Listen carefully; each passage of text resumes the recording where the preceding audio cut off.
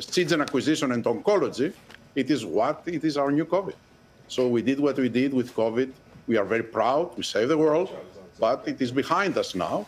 We want to do once more, and I think oncology is our best chance to do it. But oncology. Of course, with many other therapeutic areas. Okay, oncology, specifically what? And could that eventually be blockbuster drugs in that pipeline?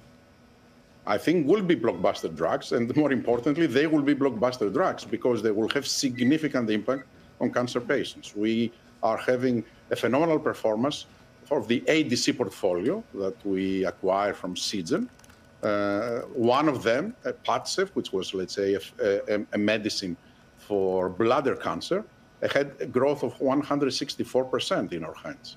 So that demonstrates how well this money were invested. But what excites me most, Liz, is not how the current products are doing. Of course, I'm very happy because they are helping people. But when I review the pipeline, what is coming out of this ADC technology, I really think that we will move the needle into overall survival of cancer. That is such music to so many of our viewers' ears at the moment, Albert. And props to the wonderful people at Pfizer. I know how hard they work over years to develop these kinds of drugs.